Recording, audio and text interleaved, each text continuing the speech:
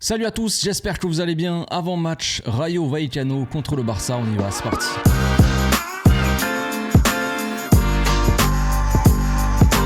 Au passage, n'hésite pas à nous rejoindre si c'est pas encore fait et à partager la chaîne autour de toi, ça fera plaisir à tonton. Pas le temps de fêter les victoires, entre guillemets, et puis on enchaîne déjà après la victoire du Barça contre Bilbao à domicile samedi. Voilà, demain, mardi, eh bien on enchaîne, on se déplace à Madrid, il me semble bien que c'est dans la banlieue de Madrid, pour affronter le Rayo Vallecano. Donc ça va pas être un match facile, franchement, le Rayo Vallecano, on sait que ça nous pose toujours des problèmes, c'est pas forcément notre bête noire non plus, on va pas aller jusque là peut-être, quoique, mais pendant longtemps c'est vrai qu'on a galéré là-bas. Maintenant c'est vrai qu'on a une toute autre équipe, non c'est pas vrai, mais bon, il y a une nouvelle dynamique qui s'est installée, on sent une équipe qui, bizarrement, on a confiance en elle. En tout cas, on a confiance en ce qu'elle dégage, je dirais. C'est ce que j'ai ressenti en tout cas contre Bilbao. Je sais pas si vous avez ressenti la même chose.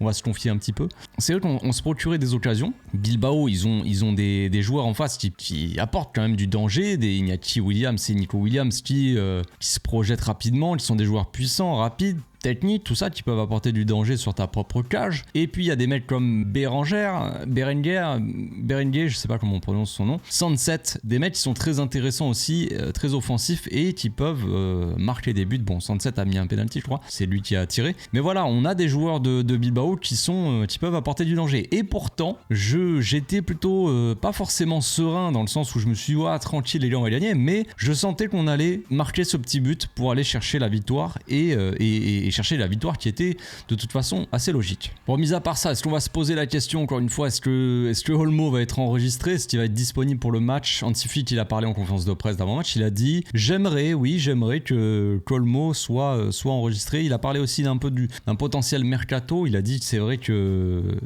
s'il y avait encore un petit peu des départs ou quoi, alors je sais pas je m'en souviens plus s'il a parlé de Garcia, mais c'est sûr que si Garcia part, ça va être compliqué. Après, bref, on y reviendra après sur Garcia, mais là en l'occurrence c'est vrai que la défense, et je l'ai dit la dernière fois ou alors dans ma vidéo de FAQ, je sais plus, à force, j'ai dit que niveau défense, oui c'était dans la FAQ de tout à l'heure de ce midi, on me posait la question, savoir si l'effectif du Barça il était suffisant. Non, l'effectif du Barça il n'est pas suffisant, en tout cas pas en défense. On voit en défense là à l'instant T, nos défenseurs sont Inigo Martinez et Koubarsi et personne d'autre. On est persuadé quasiment à 100% que Koundé va jouer latéral droit, Baldé à gauche, on a Alex Vaillé entre temps qui est parti, ou en tout cas qui va partir en prêt. Donc latéral droit, on avait Alex Vaillé, Hector Fort, Koundé. Alex Vaillé c'est fini, il était latéral gauche, mais disons qu'il avait joué principalement latéral droit pendant la pré-saison. Maintenant il n'y a que Koundé et Hector Fort à droite. Ok, à gauche on a Baldé et on a Gérard Martin qui arrive de la baie, que vous connaissez, qu'on a vu en pré-saison. Bref, donc voilà ce qu'on a à l'instant T, et on a Garcia qui est utilisé plus comme pivot que comme défenseur central. Donc vraiment à l'instant T on a deux défenseurs centraux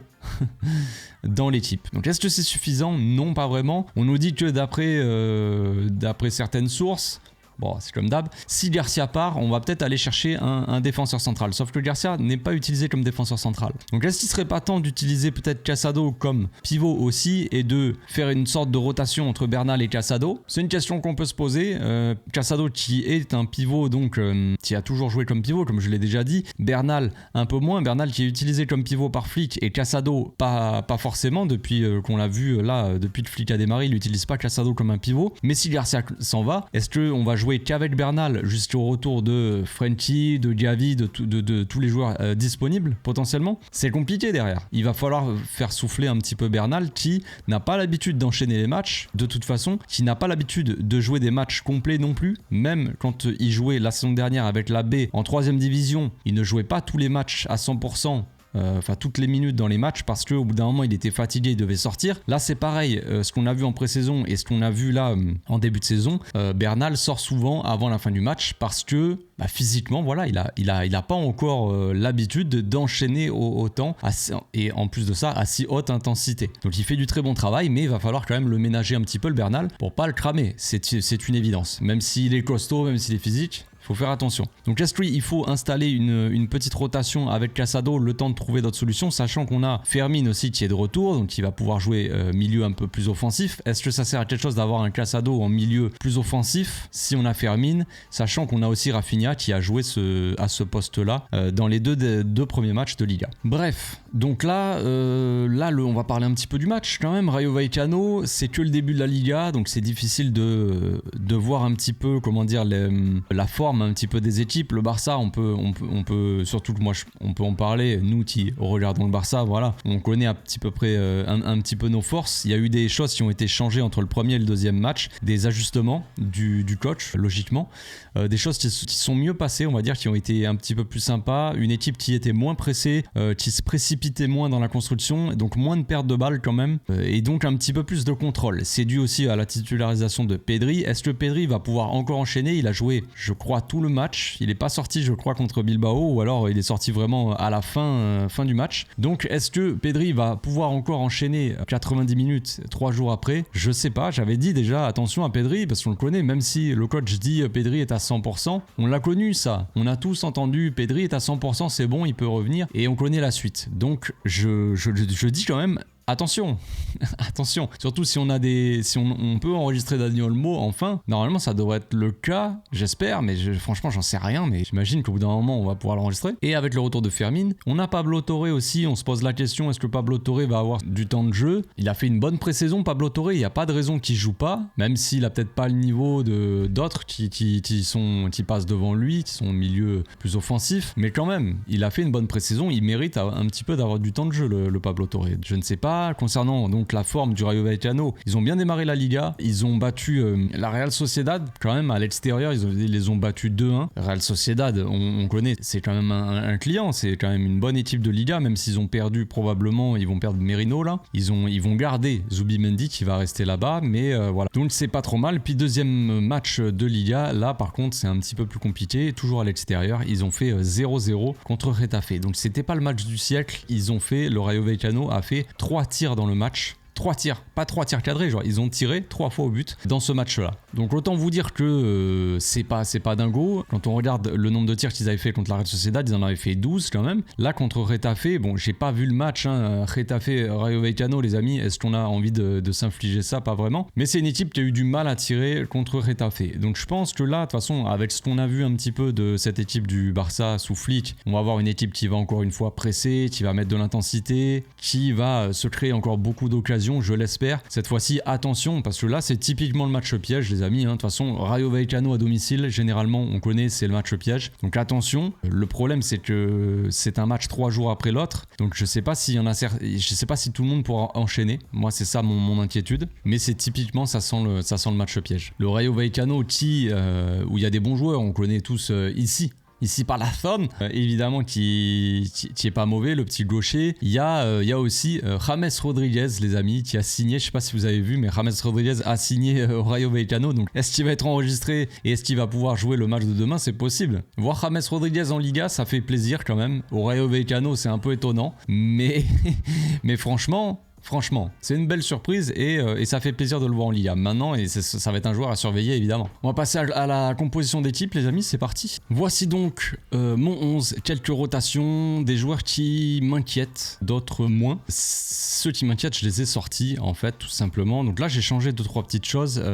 Plus de Ferran Torres à gauche, on est passé avec Rafinha. Rafinha, moi je le préfère là, de toute façon. Au milieu de terrain, on a suffisamment de milieu pour pouvoir tout simplement mettre Rafinha en attaque plutôt qu'au milieu. On a Fermin Lopez qui est de retour et qui peut apporter ce côté offensif. On a Dani Olmo qui au milieu pourra, même si c'est pas du tout le même style que Pedri, il peut quand même apporter un certain contrôle du match. Voilà, après on peut très bien échanger, mettre Olmo en ailier et Rafinha au milieu, mais franchement je préfère mettre Olmo au milieu et je préfère faire souffler surtout Pedri. Franchement, que j'ai pas envie encore qu'il enchaîne. Tout simplement. Bernal aussi, je le fais souffler. Comme je l'ai dit, Bernal, il a pas tendance à pouvoir enchaîner trop de minutes. Là, il fait un très gros travail et il enchaîne les matchs. C'est bien, mais attention, il faut aussi en prendre soin. Donc, je partirai avec Casado et je vais expliquer pourquoi. Alors ça c'est évidemment mon choix, mais je pense que ça n'arrivera pas de toute façon. Dans un premier temps, j'aurais peut-être mis par exemple Garcia,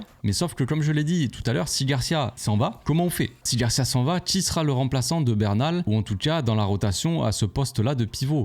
Casado est un pivot, autant le mettre là pour faire souffler Bernal. Je trouve ça plus logique, parce que si Garcia, à la limite, on peut le mettre pour ce match, mais si le lendemain il s'en va à Girone, bah voilà, quoi, ça servira à rien. Donc autant commencer à placer Casado ici et le tester, que le coach le teste à ce poste-là, on va dire. Voilà, c'est un choix comme un autre. C'est pas pour punir Bernal, loin de là, hein. C'est vraiment juste pour le préserver. Et pareil pour Pedri. Pedri, moi, il m'inquiète. C'est bien qu'il soit à 100%, qu'il sort quand même des bons matchs là. Match contre Bilbao, il a été vraiment énorme, mais ça me fait peur, tout simplement. J'ai peur. Baldé, Inigo, Koubarsi, Koundé, défense habituelle. De toute façon, on n'a pas trop le choix. Et Ter Stegen, donc au cage. Donc ça me paraît pas dégueu. En soi, ce qu'on voit régulièrement, c'est donc Lamine qui colle la ligne avec un Koundé qui monte mais sans trop monter, un Fermin qui va jouer les détonateurs, tu vois, qui va souvent être proche de Lewandowski et qui va autour de la surface pour potentiellement déclencher une petite frappe. On a aussi Olmo qui va pouvoir être une sorte d'électron libre, faudra qu'il se rende disponible, qu'il essaie de tenir plus ou moins le rôle de Pedri sans faire vraiment du Pedri évidemment. Un Rafinha sur la gauche qui justement pourra aider aussi Olmo si jamais Olmo met moins d'intensité dans le pressing et dans les retours défensifs qu'un Pedri ou qu'un Fermin par exemple, qui est très actif aussi dans les retours défensifs. Alors, en tout cas dans le contre-pressing, tout ça qui est assez agressif quoi, qui met de l'intensité. Si Olmo a ce problème là entre guillemets, Rafinha sera là aussi pour aider disons. Donc Rafinha qui rentrera un petit peu dans l'axe pour laisser la place à Baldé prendre le couloir, donc essayer de déborder, faire des appels, tout ça. On a vu que Baldé avait plus de connexion, plus d'automatisme avec Rafinha. C'était beaucoup mieux Baldé-Rafinha que Baldé-Ferran Torres. On l'a vu contre Bilbao en fin de match avec un Baldé qui arrivait plus à combiner, je sais pas, il avait l'air plus à l'aise. Rafinha venait de son côté, il était à gauche, mais venait souvent essayer de chercher Baldé, tout ça, donc pourquoi pas tester ça aussi, voir s'il y a cette connexion entre Rafinha et Baldé, voir si ça aide Baldé à se libérer d'un poids qui a l'air assez énorme. Donc voilà, quand on va ressortir les ballons, une défense à 3, c'est ce qu'on voit assez régulièrement. Inigo Martinez, Koubarsi, Koundé, avec un Koundé de temps en temps qui peut se projeter évidemment, mais là est-ce que vraiment Koundé a besoin vraiment de se projeter quand devant il a Lamine qui fixait son latéral en 1 contre 1, avec un Fermin qui prend le demi-espace, qui prend la profondeur, et Lamine qui peut peut-être le servir dans la profondeur, avec un centre en retrait de Fermin Lopez, un Olmo qui vient prendre cette place de 10. C'est un exemple de combinaison possible, hein. Mais un Lamine qui fixe avec le ballon, un Fermin qui prend la profondeur ici, un Lewandowski qui vient premier poteau, un Rafinha qui vient second poteau, Pavard, et un Olmo qui reste entrée de surface, avec un Fermin qui a le choix entre faire la passe au premier poteau pour Lewandowski qui peut attirer cette défense et servir donc Olmo à l'entrée de la surface, et Olmo à l'entrée de la surface, on sait que ça peut faire des dégâts. Voilà, ça c'est des possibilités, mais je pense qu'il y aura quand même pas mal de liberté. On sait qu'il y a pas mal de liberté entre les joueurs, depuis que Flick est là, il y a plus de mouvement, il y a plus de liberté chez les joueurs. On voit des mecs comme Fermin, à ce poste-là, disons, qui échangent vachement leur position. Lewandowski qui se retrouve des fois ici à la place de là, par exemple Rafinha qui peut se retrouver dans l'axe, Rafinha qui peut se retrouver peut-être plus en retrait, un Fermin qui va prendre la place de Lewandowski, un Olmo qui vient un peu plus axial dans cette zone-là à l'entrée de la surface. Je demande à voir. Voilà, je demande à voir. Voilà, je sais pas ce que vous en pensez de cette petite composition d'équipe, de tout ça. Il y a quelques petites rotations. Alors, j'ai pas envie de faire énormément de rotations, déjà parce qu'il n'y a pas énormément de choix. J'ai mis encore une fois Dani Olmo titulaire. La dernière fois, je l'avais mis titulaire, il n'était pas enregistré. Donc, est-ce que là, il va être enfin enregistré? C'est un grand mystère, je ne peux pas vous le dire. Voilà, j'ai préféré faire quelques rotations avec des joueurs qui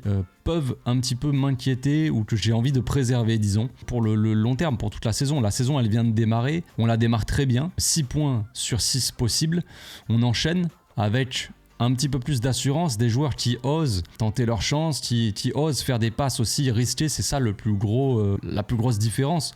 On a des joueurs qui ont l'air d'avoir plus confiance en eux et qui font des passes un petit peu plus risquées plein axe. en fait. Et de toute façon qu'ils sont obligés parce que le jeu de flic est très axial, donc il faut bien faire des passes dans l'axe, sinon ça va être compliqué. Voilà, je sais pas ce que vous pensez de la compo, dites-moi dans les commentaires ce que vous feriez, si vous faites un petit peu de rotation ou pas du tout. Chacun ses choix, chacun ses raisons. Voilà. On se retrouve demain les amis. Ce soir déjà je ferai un live sur Twitch, Club Pro. Et on se retrouve donc demain à 21h ce soir. Et donc demain on se retrouve à 20h30, une heure avant le match pour le live et puis ensuite pour le débrief. D'ici là, passez une très bonne fin de soirée, fin de journée. À demain.